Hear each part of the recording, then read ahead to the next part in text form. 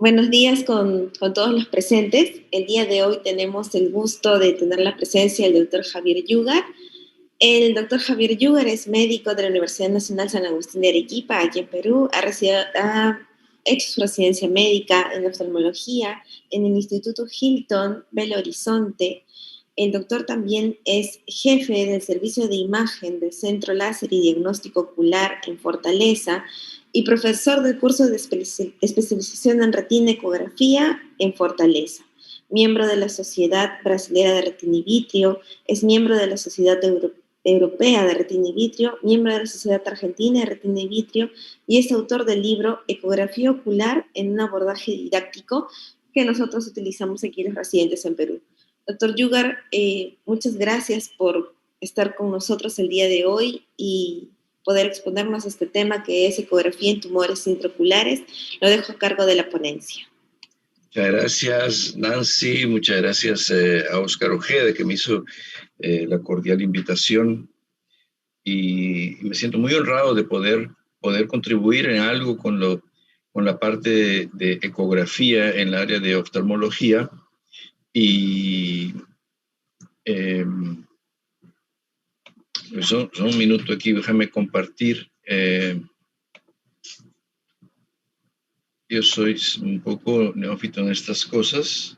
Aquí, compartir la tela. Ok. Y vamos a ver ¿Está bien ahora? Sí. Sí, Javier, ya estamos viendo tu presentación. Entonces, les quiero agradecer mucho esta oportunidad y decirles pues que la ecografía es un examen muy importante en la oftalmología y existen las indicaciones absolutas, indicaciones relativas, y dentro de las indicaciones absolutas pues tenemos cuando no se puede ver el fondo de ojo, cuando hay hemorragia vítrea, un leucoma, o cuando tenemos tumores intraoculares. Obviamente que es importante la parte clínica, nada como la clínica, y los exámenes auxiliares, angiografía, OCT, y la ecografía que nos va a ayudar a dilucidar y a interpretar algunos de los tumores intraoculares, porque nos permite ver la parte interna del tumor, permite medir, ver vascularidad interna, etc. Realmente pues se necesita bastante entrenamiento y ustedes en Perú tienen la suerte de tener, para mí, probablemente entre los mejores ecografistas, no del Perú, sino entre los mejores del mundo, ¿no? Mario de la Torre, Gaby, Malena, donde juntos hemos aprovechado quizás de esta pandemia para poder culminar un trabajo que teníamos pendiente y que se hacía difícil por la distancia, de hacer nuestro libro, que ya está en la editora junto con el doctor Nazario, con el señor Nazario, y que debe ser publicado en estos días. Ya está en la revisión, las fases de revisión, y queremos que sea un libro de referencia, porque tiene VM, tiene ecografía ocular, los exámenes, cómo deben ser realizados, ecografía de alta resolución, la parte de órbita, donde estamos pues Malena, Gaby, Mario de la Torre, mi hijo Pedro, que ya se formó como retinólogo, y tengo mucho orgullo en decirlo, el Pedro Yugar II, y yo. Entonces, vamos a comenzar con los tumores intraoculares, y habíamos hablado algo de las indicaciones del tumor, y yo voy a insistir mucho, y siempre lo hago, inclusive en los cursos de ecografía, insisto mucho en que es importante hacer una buena ecografía. Es decir, no es cuestión de colocar la sonda, no, tenemos que saber por qué queremos hacer esa ecografía. Entonces, por ejemplo, tenemos aquí un caso de un corte transversal de las 12 horas y vemos que hay un tumor temporal superior. Como el marcador está nasal, el marcador nos indica la parte superior de la pantalla. Este tumor aparece en la parte inferior y esta no es la forma correcta de evaluar el tumor. No, ya lo he visto en libros, en publicaciones, que se publica en cualquier lugar, se coloca el tumor y se hace la evaluación. No es lo correcto y no es cuestión mía, sino es una cuestión de la COMS, que fue un estudio sobre el melanoma ocular, donde se dice que lo ideal es centralizar la imagen para poder evaluar la estructura interna, vascularidad interna, poder evaluar y medir la espesura del tumor, el ancho del tumor. Se gira la sonda 90 grados, se hace un corte longitudinal para medir la base anteroposterior. Entonces, estos son métodos que los hacemos durante los cursos de ecografía para poder hacer una evaluación correcta del tumor. Lo ideal para evaluar tumores es tener la ecografía estandarizada, no la sonda C, el vector C, sino la sonda A estandarizada. Ahora, no todo el mundo tiene esta capacidad de tener tanto financiera como saber usar. Son pocas las personas que saben usar la sonda A estandarizada, y entre ellas tenemos pues a Mario y a Gaby, que son expertos en esta área, ¿no? Y que no es fácil, es una ecografía totalmente diferente. Pero la mayoría de nosotros tenemos la sonda B de 10 MHz, que es lo que tenemos en nuestro consultorio en el día a día, y es lo que nos puede ayudar mucho en un diagnóstico diferencial. ¿Ok? Entonces, cuando hablamos del corte transversal, nosotros vamos a medir el ancho de aquí a aquí, o sea, sería de aquí a aquí, y vamos a medir la espesura del tumor, desde el ápex hasta la base del tumor. Giramos la sonda 90 grados y medimos la base anteroposterior, o sea, en relación a la parte anterior y hacia el nervio óptico, la parte posterior. ¿Ok? Y después, cuando tengan preguntas, las pueden anotar, vamos a ir resolviendo durante el curso. Y vamos a hablar de las leucocorias. Una indicación absoluta de la ecografía es la leucocoria. ¿Por qué? Porque entra el diagnóstico diferencial del retinoblastoma, la persistencia hiperplásica del vitro primaria, la toxocariasis, la catarata, etcétera. Entonces, paciente que tiene una leucocoria, obligatoriamente, a mi forma de ver, tiene que hacer una ecografía para entrar en el diagnóstico diferencial. Y dentro del retinoblastoma, ¿no? Y ustedes ya han visto en las aulas anteriores sobre los tumores, ¿no? Puede ser hereditario, esporádico, generalmente cuando son bilaterales o multifocales son hereditarios, que son casi un 40% de los tumores, y los solitarios son un 60%. ¿Cuál es la importancia de diagnosticar temprano? Que tiene una resolución casi del 90%, porque cuando se diagnostican en forma tardía ya es una cosa fatal. Entonces, para el diagnóstico primero tenemos el fondo de ojo y en la ecografía vamos a ver la calcificación, la infiltración en relación al nervio óptico y a veces también cuando es multifocal o bilateral se ve los familiares también. Ok, ahora, en relación a esta parte de infiltración y la relación con el nervio óptico, a veces se me hace difícil. ¿Por qué? Porque tiene tanta calcificación que hace una sombra acústica y no conseguimos evaluar la parte del nervio óptico. Por eso que siempre es importante, cuando tenemos este tipo de lesiones, también hacer una resonancia, hacer una tomografía para poder evaluar. Y las características del retinoblastoma, ¿cierto?, son primero la calcificación. Entonces, gracias a Dios, tenemos este factor que nos ayuda al diagnóstico diferencial, porque no todos los tumores tienen calcificación. Entonces, cuando vemos un niño que tiene una lesión en el polo posterior, ¿no? Y hacemos la ecografía y vemos que tiene calcificación. Observen la sombra acústica grande que él produce. Es muy probable que estemos frente al retinoblastoma. Desgraciadamente siempre existen las excepciones, ¿no? Y tenemos retinoblastomas que no tienen calcificación y ahí se hace difícil el diagnóstico tanto para el clínico como para el ecografista. Y nunca se olviden de ver el ojo contralateral, el otro ojito, para ver si existe, ¿no? Este paciente fue exclusivamente para ver el ojo izquierdo y cuando hicimos el otro ojo vimos que también tenía una lesión elevada y con calcificación. Entonces, me preguntan, ¿y qué técnicas usamos para ver en los niños? Es difícil, porque yo normalmente no uso sedación en los niños. Entonces, aquí no hay corte transversal, longitudinal. La verdad, tenemos que hacer lo mejor posible para poder diagnosticar y medir el tumor en los niños, ¿no? Y podemos ver siempre bajar la ganancia para poder ver la calcificación que tenemos.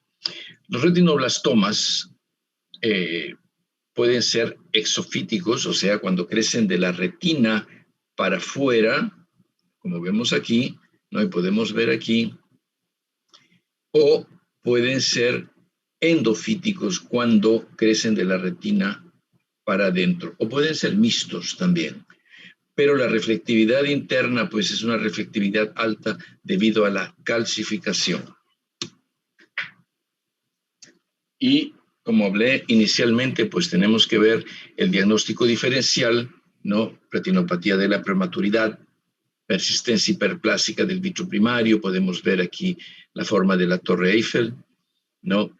La enfermedad de Coates, una enfermedad vascular, ¿no? Y la toxocariasis, que cuando tiene calcificación se puede confundir mucho con el retinoblastoma. Entonces vemos aquí el Coates, ¿no? La persistencia hiperplásica del vitro primario, y hablamos de la toxocariasis, que es una forma granulomatosa, que también entra en el diagnóstico diferencial del retinoblastoma. Y cuando encontramos calcio, depósitos de calcio, no va a excluir el diagnóstico de toxocariasis en el retinoblastoma. Y los depósitos de calcio en el retinoblastoma, cuando están ausentes, tampoco podemos excluir este diagnóstico. ¿Ok? Entonces tenemos aquí la forma granulomatosa de la toxocariasis, que a veces se puede confundir con un retinoblastoma.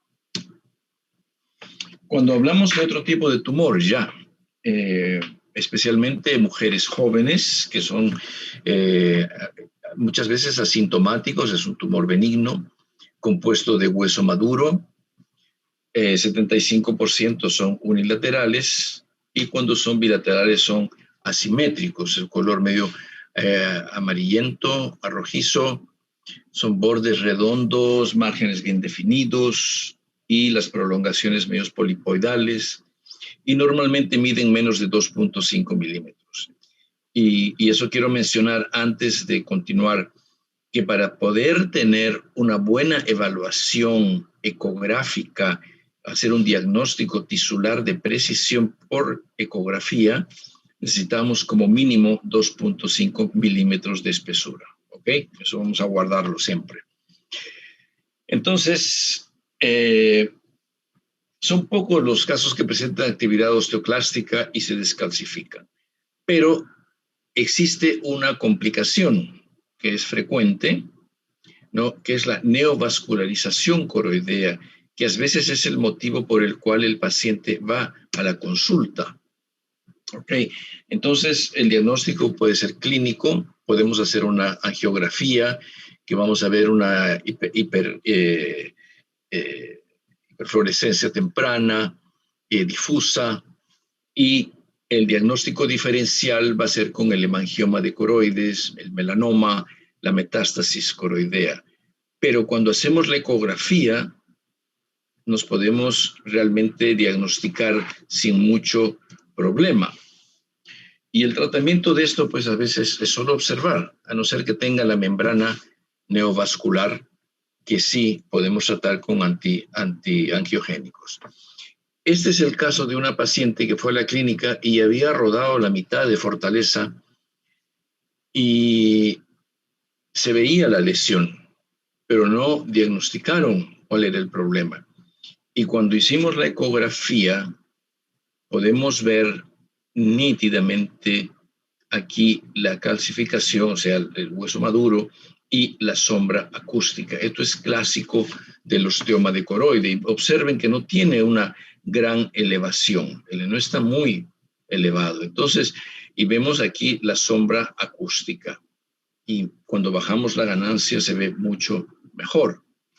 Tenemos otro caso de otro joven, este es un niño de 18 años, ¿no? Que vino, se le descubrió, hicimos el fondo de ojo y vimos una lesión media amarillenta, hicimos la angiografía y como decimos hay una hiperfluorescencia precoz, ¿no? Y las extensiones polipoidales que se pueden ver aquí.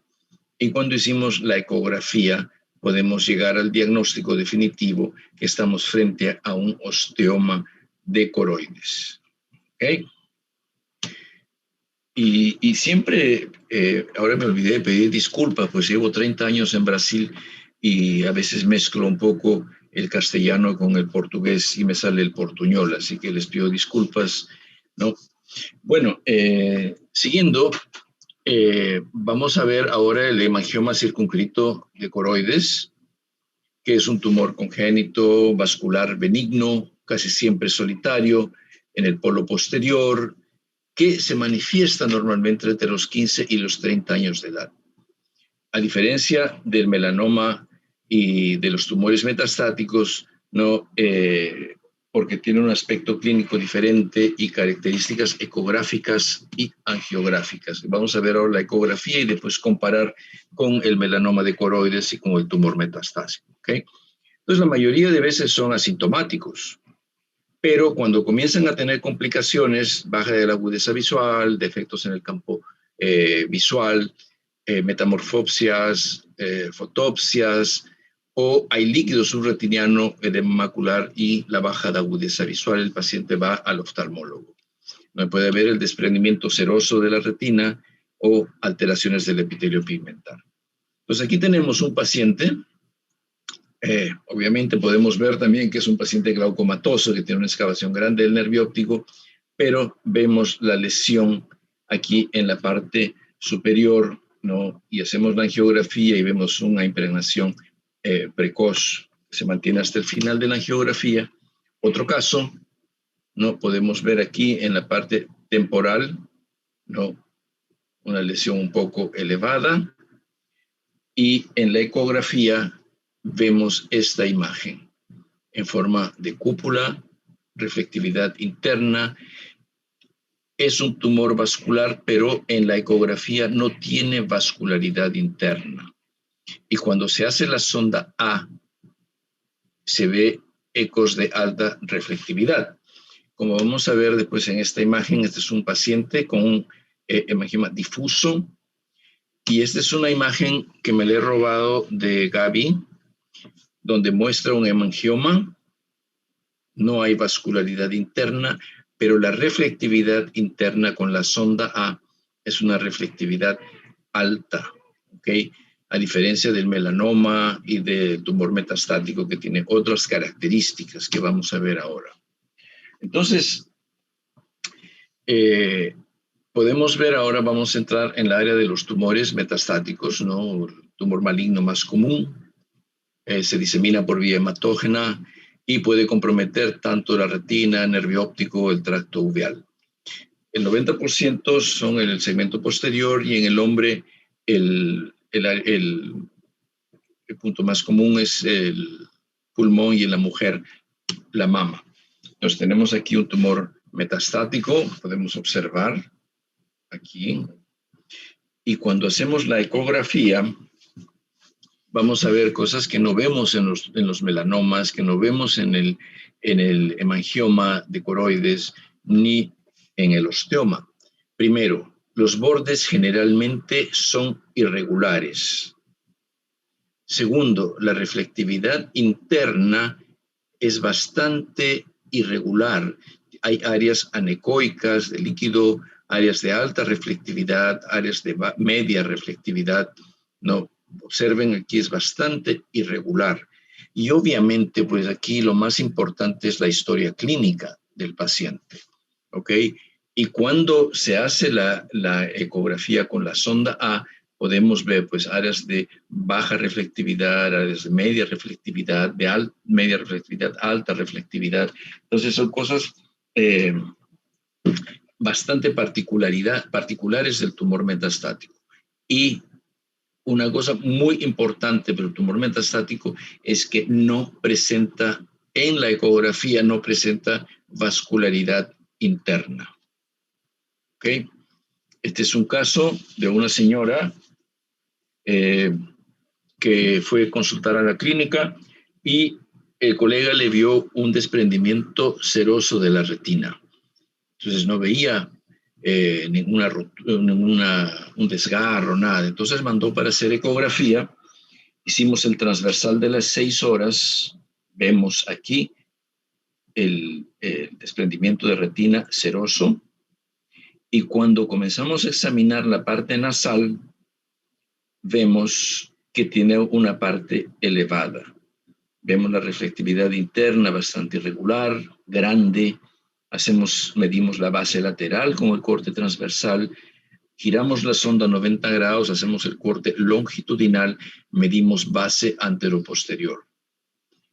Difícil el diagnóstico, pero la paciente ya hacía terapia por tener cáncer de mama. Entonces llegamos a la hipótesis diagnóstica y eso colocamos siempre en nuestros relatorios, hipótesis diagnóstica. Y no coloco en estos casos una conclusión, ¿es un tumor metastático? No. Imagen altamente sugestiva de un tumor metastático. ¿Y por qué esto? Esto ya lo digo y siempre lo digo en mis clases.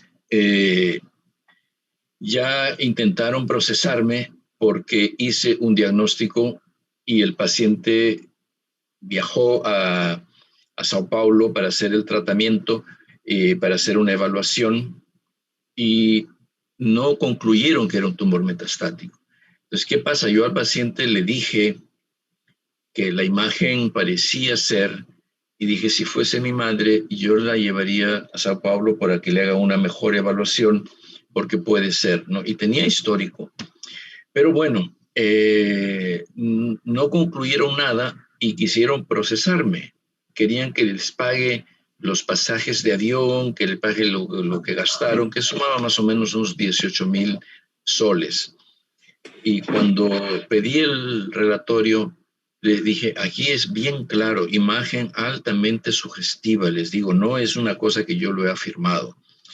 Entonces, es importante que en los relatorios, especialmente en tumores, sabemos que la única forma de tener un diagnóstico preciso es con la biopsia. La ecografía simplemente nos va a ayudar a poder elucidar y tener un mejor diagnóstico juntando todos los otros exámenes, angiografía, retinografía, OCT, etc. Y cuando hablamos ya del melanoma de coroides, que es un tumor maligno primario más frecuente, incidencia en blancos es más de que en negros. Y más o menos de las quinta, sexta década de vida es cuando más pronto inclusive, pero ya he visto personas jóvenes con melanoma ocular. El de mejor pronóstico es el iris, el cuerpo ciliar es el que tiene peor pronóstico, ¿no? Y clínicamente puede ser amelanótico o puede ser pigmentado.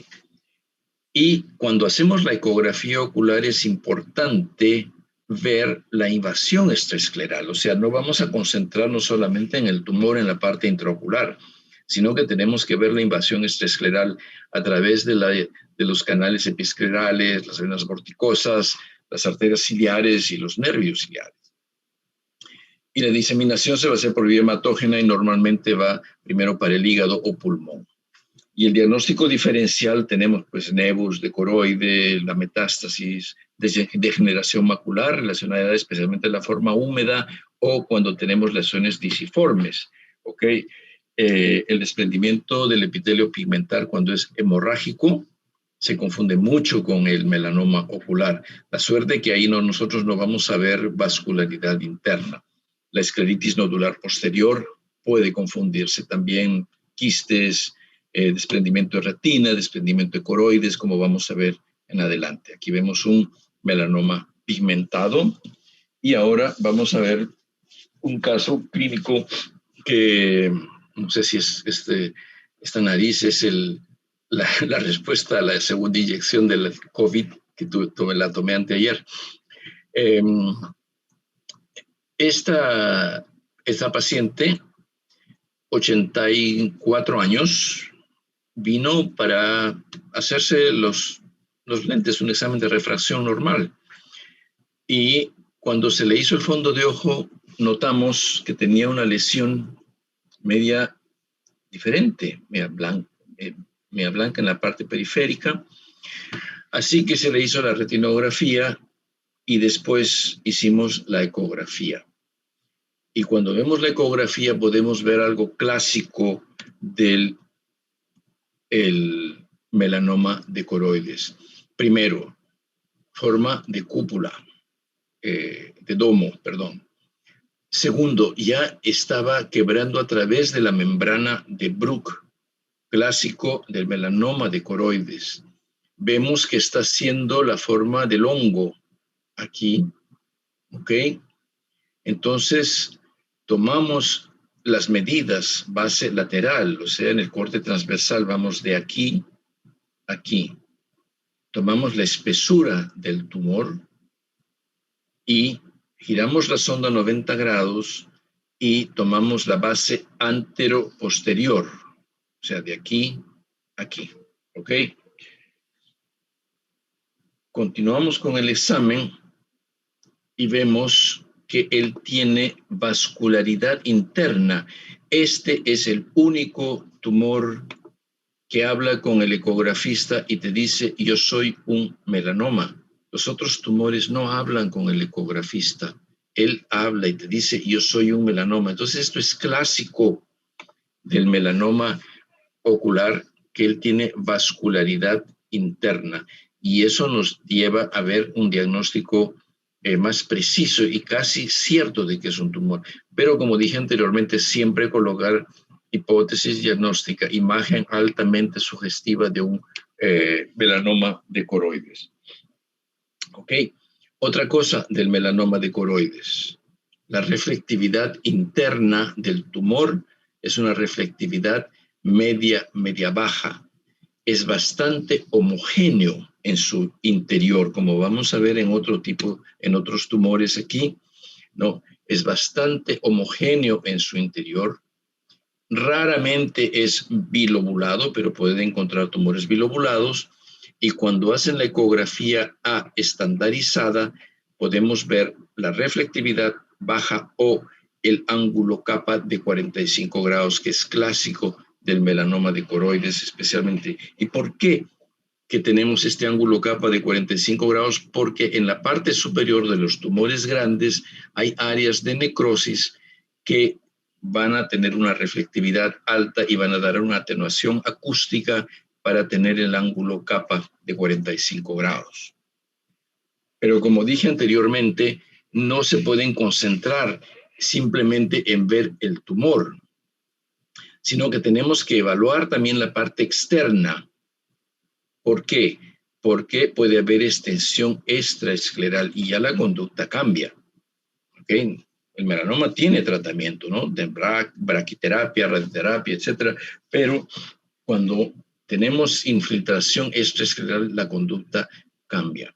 Entonces podemos ver aquí un melanoma con extensión extraescleral y para poder diagnosticar y ver una extensión extraescleral tiene que tener como mínimo 1 milímetro de diámetro. Ok. Este es otro caso de un tumor de nuestro querido amigo Hudson Nakamura, que me mandó ese paciente para evaluarlo en un curso que estábamos dando en Brasilia, ¿no? Que había, y otra cosa interesante, el melanoma de coroides puede tener desprendimiento de retina asociado, ¿ok? no es común, pero puede tener. Y la lesión metastática generalmente tiene desprendimiento de retina seroso asociado. ¿Okay? Es una diferencia que nos ayuda también en el diagnóstico diferencial. Entonces, aquí nosotros tenemos, pues, me manda este paciente, hacemos nuestra ecografía, vemos una reflectividad interna media, media baja, vemos el desprendimiento de retina, no es muy regular, ¿ok? Hacemos el corte transversal, después el longitudinal para medir base anteroposterior y vemos la parte interna del tumor y hacemos la dinámica, ¿ok? Y podemos ver que hay una vascularidad interna. Entonces, nuestra hipótesis diagnóstica en este tumor por la vascularidad interna, reflectividad media, media baja, y no vemos extensión extraescleral, y llegamos a la conclusión que podía ser un melanoma maligno de coroides. ¿Ok? ¿Por qué insisto tanto en saber hacer las ecografías, tener un padrón para hacer las ecografías? ¿Por qué? Porque podemos no solo hacer el diagnóstico, sino hacer el seguimiento del paciente. Cuando él hace la terapia, la braquiterapia, podemos seguirlo y poder medir con precisión si está dando resultados o no. Este es un paciente joven, 45 años, y llega con esta lesión. ¿Ok? Hacemos la ecografía y podemos ver que aquí tiene 4 milímetros de espesura. Entonces, medimos de aquí a aquí. Giramos la sonda 90 grados y medimos la base anteroposterior. O sea, en el transversal medimos la espesura, medimos la base lateral, o sea, de aquí a aquí. Giramos la sonda 90 grados y medimos base anteroposterior. ¿Ok? De aquí a aquí. Esas son las medidas. El paciente va a Sao Paulo porque en Fortaleza, aquí en el Nordeste, no tenemos braquiterapia. Él se va a la clínica del doctor Jorge Mitre, que hace nuestros pacientes cuando tenemos tumores, mandamos a él para hacer la braquiterapia. Y vean que la coloración del tumor ya cambió. Y vemos la espesura, que era 4 y está en 2.7. La reflectividad es una reflectividad un poco más alta. Ya no hay vascularidad interna. Entonces, por eso que insisto tanto en hacer una buena ecografía y tener un padrón ecográfico para evaluar tumores. En general, lo digo para todas las alteraciones retinianas, pero para tumores es fundamental hacer el transversal y después el longitudinal. Y después ya de 3 o 4 sesiones, el paciente viene, se hizo una fotocoagulación extensa, vemos que prácticamente no hay más tumor, está totalmente quemado, obviamente la visión está perjudicada y vemos que no está tampoco elevado. Entonces este es un tratamiento del tumor exitoso y desgraciadamente pues tenía un poco de compromiso del área macular. ¿Ok? Entonces, comparando el tumor, el melanoma ocular y el tumor metastático, tenemos 2 tumores aquí. Normalmente en las aulas presenciales yo pregunto a la platea cuál es melanoma y cuál es tumor metastático, ¿no? Y obviamente tenemos que ver 2 cosas. Primero, reflectividad interna, que habíamos dicho, el tumor metastático tiene una reflectividad interna media, media alta, bastante irregular. Vemos áreas de alta reflectividad, áreas de baja reflectividad, de media reflectividad, o sea, bastante irregular. Observen inclusive cómo la parte de la coroides está bastante irregular y vemos el desprendimiento seroso de la retina, buloso. Y vemos el melanoma de coroides, ¿no? Bastante regular, reflectividad interna regular, media, media baja, y en la dinámica tenemos una vascularidad interna. Y raramente vamos a ver el desprendimiento de retina asociado. ¿Ok? Y cuando hablo de dinámica, siempre en los cursos digo que la ecografía es un examen dinámico por excelencia y que debemos de todas formas siempre explorar esa parte de la ecografía. Entonces, esos serían los principales tumores que vemos en el día a día en nuestra práctica, pero nos podemos confundir mucho y a veces tenemos dudas en la ecografía. Por ejemplo, cuando tenemos lesiones disiformes, hemorrágicas, ¿no? Si son en el área macular, perfecto, podemos decir área, hacemos la descripción, elevada, irregular, sin vascularidad interna, paciente no tiene ningún histórico de cáncer, no hace tratamiento, etcétera. Por la edad también, entonces podemos llegar a la conclusión de que esto puede ser una lesión disiforme. Pero de todas formas, siempre tomar las medidas, ¿no? Y documentar el caso. El problema es cuando las lesiones disiformes son excéntricas, o sea, fuera del área macular, el diagnóstico se hace más difícil todavía. ¿Qué más se puede confundir con el los tumores intraoculares, especialmente con el melanoma ocular, cuando tenemos una retinoesquisis que ha sangrado? Se confunde mucho con el melanoma ocular, reflectividad bastante baja, pero no vamos a tener vascularidad interna. Entonces, la vascularidad interna y explorar la dinámica de la ecografía es muy importante. ¿Okay? Este fue un caso interesante cuando estaba en Doheny, ¿no? Que mandaron como un tumor. Y cuando hicimos la evaluación ecográfica, vimos que era un quiste hemorrágico. El paciente tenía un desprendimiento de retina, no pensaron que podía ser por causa de un tumor, y cuando hicimos la ecografía era un quiste hemorrágico de la retina. ¿Ok? El otro caso que se confunde mucho con el tumor, y los dije anteriormente, sería el desprendimiento del epitelio pigmentar, pero hemorrágico. Este es un seroso, no he conseguido un hemorrágico. Y a la diferencia que el desprendimiento del epitelio pigmentar, cuando es grande, él tiene una forma más perpendicular de inserción a la pared orbitaria. Pero cuando es hemorrágico, es difícil el diagnóstico.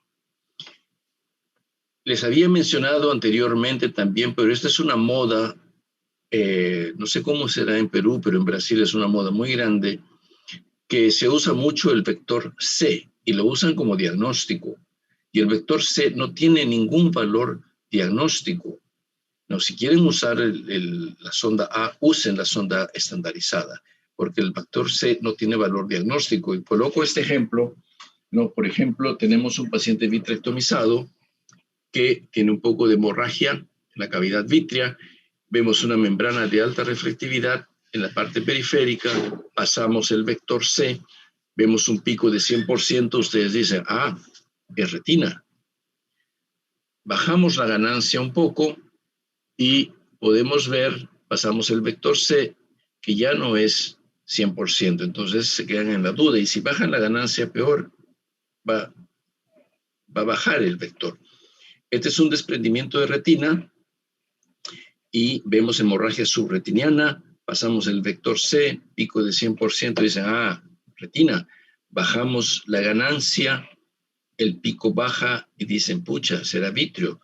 Lo que quiero decir que este vector C funciona en relación a la ganancia que está siendo usada, a diferencia del vector de la sonda A estandarizada, que es una ganancia fija, calibrada para cada tejido ocular. ¿Ok? Hablo también mucho de la importancia de la clínica. No, por ejemplo, este paciente fue enviado para mí del servicio de uvea, de uveitis, y ya me lo mandaron como una candidiasis para ver un granuloma subretiniano. Pero si este paciente hubiera llegado para hacer una ecografía, como siempre mandan, sin ninguna historia clínica, sin nada, y veo esta elevación en el polo posterior, yo estaría loco buscando vascularidad interna, buscando qué tipo de tumor podía ser, pero jamás pensaría en una candidiasis. Entonces, la historia clínica del paciente es muy importante para poder dar un diagnóstico ecográfico de precisión. Y habíamos dicho también de la escleritis posterior, ¿no? Vemos que el escleritis nodular posterior se puede confundir también con un melanoma, y este es un caso que fue clásico, donde tenemos aquí la famosa señal de T con escleritis posterior. Vemos aquí la tenon inflamada y aquí vemos la elevación. La elevación era tal que empujaba el vitrio para frente, el cristalino, y el paciente estaba con cámara bastante plana. Pensamos que era un glaucoma maligno cuando lo vimos por primera vez. Y con la ecografía vimos que era una escleritis posterior nodular. Y en estos casos de la granulomatosis de Wegener, pues también puede confundirse mucho con un tumor. Podemos ver aquí la escleritis posterior, la famosa señal de T, etc. ¿No? Este es un caso de una señora que hacía anti-VEGF, para un tratamiento de una membrana neovascular, desapareció por un tiempo y después aparece con esta lesión. Aquí, obviamente, pues pensamos primero en un melanoma de coroides, ¿ok? Hicimos angiografía, hicimos indocianina verde y nada. Cuando hicimos la ecografía, podemos ver lo que vimos anteriormente, un desprendimiento del epitelio pigmentar de la retina que nos dejó más tranquilos, ¿ok? Y para concluir, pues simplemente decirles la importancia de saber hacer una ecografía. Yo me imagino que en esta charla debe haber muchos que ya participaron de cursos de ecografía junto con Gaby y con Malena. Y en uno de los grupos, hace una semana, pues, colocaron y cuestionaron que un paciente con catarata tenía esta imagen aquí, ¿ok? Y sospechaban de un tumor. Pero, ¿qué pasa? Cuando ustedes no saben dónde están localizados, no saben dónde está mirando el paciente, y si tiene una catarata entumescente como es aquí, pues cuando hacemos un corte transversal extremo, parece un tumor, pero no es nada más que el cristalino entumescente. Y si giran la sonda 90 grados, no, vamos a pasar por ese sentido y podemos ver aquí la cámara anterior y el cristalino entumescente, y no tiene ningún tumor, ¿no?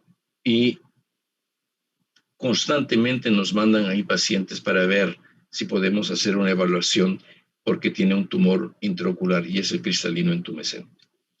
Ok, mis amigos, espero haber podido contribuir en algo con su formación de oftalmólogos, y los felicito por este curso muy interesante, las conferencias que hemos tenido, y pues muchas gracias a todos. Gracias, doctor Yugar. Una excelente exposición, de verdad ha sido muy buena, muy dinámica. Muchas gracias. Doctor Solón, no sé si tiene algún comentario. Una charla de lujo de nuestro amigo el doctor Javier Yugar, como ya nos tiene acostumbrado. Te felicito y te agradecemos muchísimo por esta excelente ponencia, Javier. Muchas gracias, Solón. Si me permites agregar un pequeño punto a tu clase de retinoblastoma.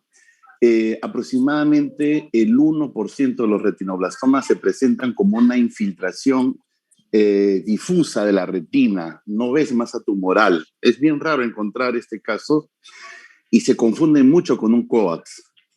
Y en esos casos la retina la vamos a ver engrosada, a veces con pequeñas calcificaciones, y aún en el examen de fondo es difícil discriminarlo con un COAX.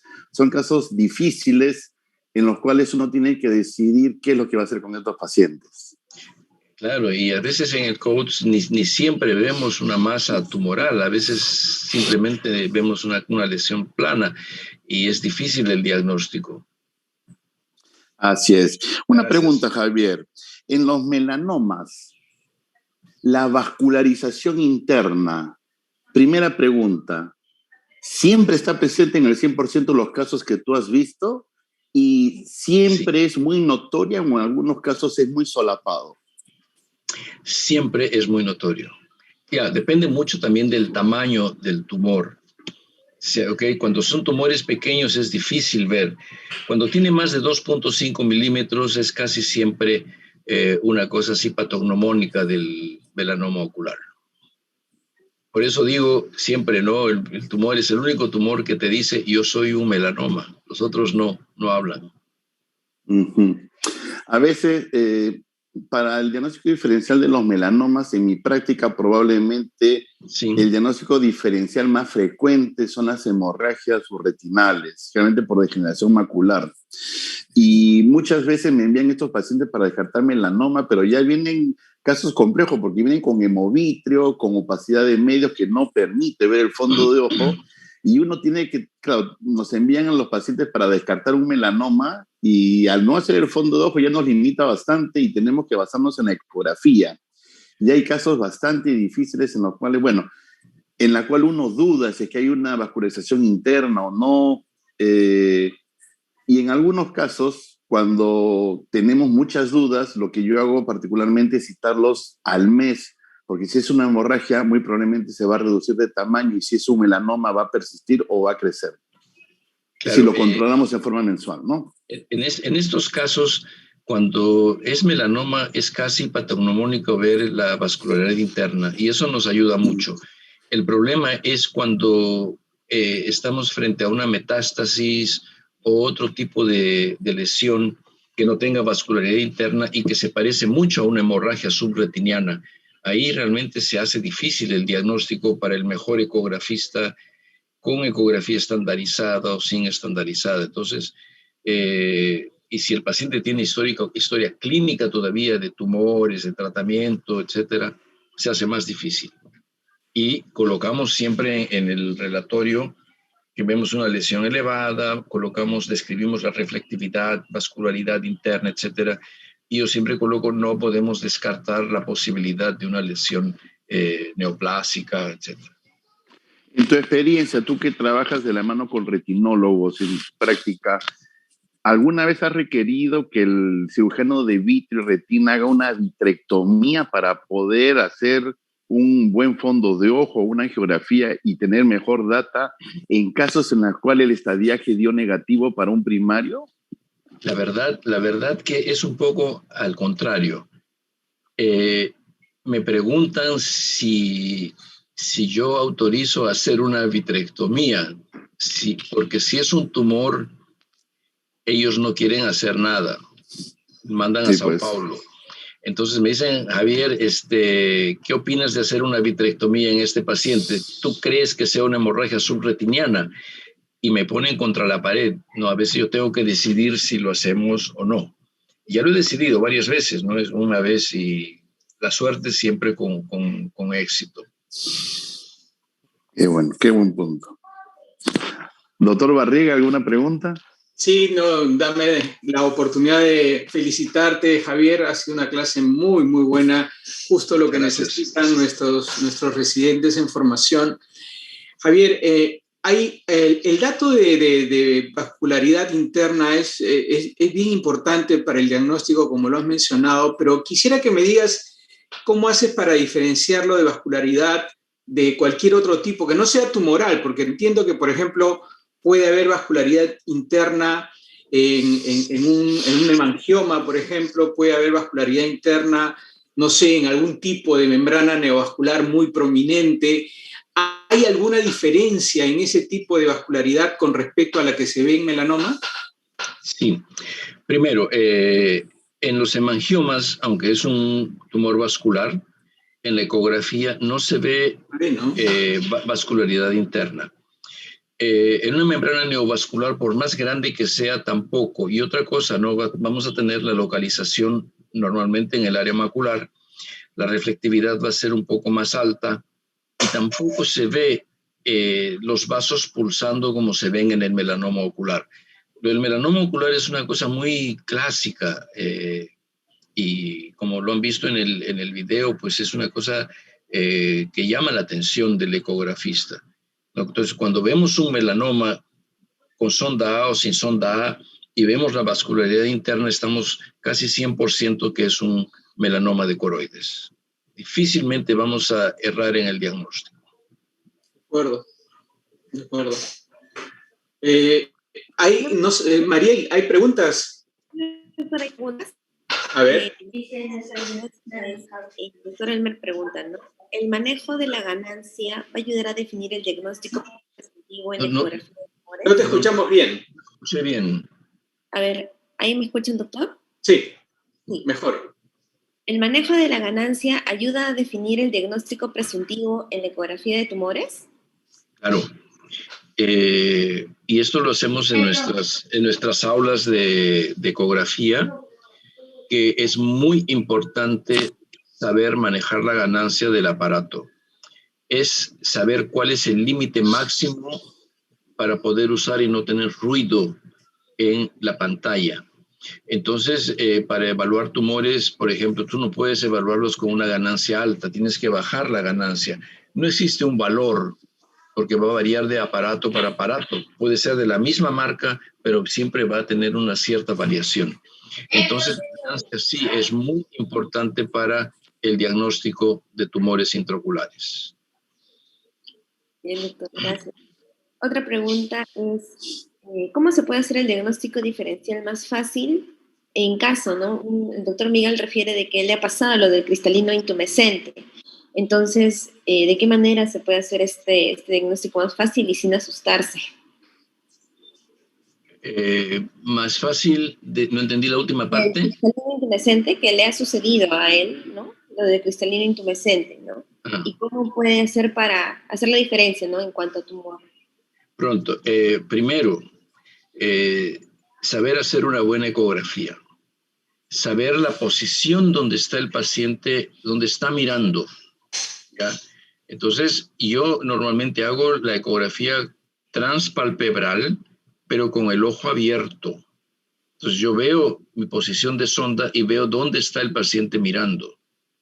Normalmente este problema del cristalino entumescente, como pueden ver aquí, por ejemplo, aparece cuando la sonda está temporal, porque no tenemos limitación ósea que nos permita angular la sonda. Entonces, a veces uno quiere hacer la báscula y el paciente tiene un ojo grande, tiene un poco de proptosis, ¿no? Y va a ver el cristalino entumescente. Entonces, la única forma de hacer el diagnóstico diferencial es hacer una buena ecografía y saber dónde está posicionado, nada más. Bien, doctor. Otra pregunta es del doctor Gerson Nita, dice, ¿en la metástasis coroidea se puede presentar vascularización? Yo normalmente no se ve. Normalmente. No sé si otros colegas tienen experiencia, pero yo de preferencia no veo vascularidad interna. Puede tener, pero es muy difícil. Bien, doctor. No tenemos más preguntas en el chat por el momento. Javier, ya hace unas 2 semanas conversábamos y hacíamos el comentario de la importancia de que los residentes sepan hacer ecografía. Es una herramienta actualmente tan en uso común, es tan común tenerlo en los hospitales, en las clínicas, en los consultorios. Los precios han bajado tanto también que realmente no es muy complicado para un médico tener un ecógrafo en el consultorio, un ecógrafo básico modo B, ¿no? Y que al finalizar la consulta uno puede usar el ecógrafo y tener una apreciación mucho más certera de la patología que pueda tener el paciente. Inclusive, si nos animamos a hacer órbita, podemos tener información antes de tener una tomografía o una resonancia que nos puede ayudar a orientar mejor a los pacientes. Yo particularmente a los niños menores de 5 años, cuando hacerles un fondo de ojo y ver retina periférica es bien difícil, suelo hacerles una ecografía al terminar la consulta y de esa manera puedo escanear la retina periférica y quedarme más tranquilo de saber de que el paciente está bien. ¿Qué nos puedes decir tú?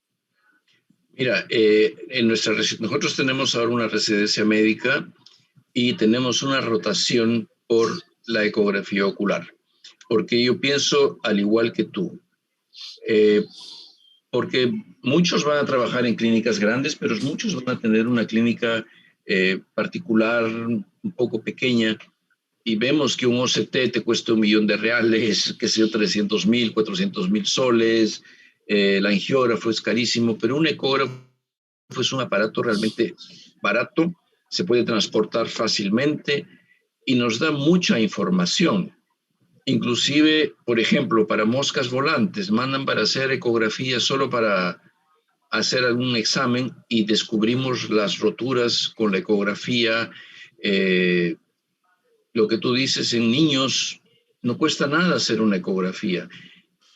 Ayer tuvimos una clase de órbita en la residencia y para nada mencionaron la ecografía, siempre la resonancia, siempre la tomografía, examen carísimos, con contraste, y la ecografía nos da más información que la resonancia o la tomografía. Ojo que no quiero decir que no se haga, porque después del coneo orbitario no podemos contar con el ecógrafo.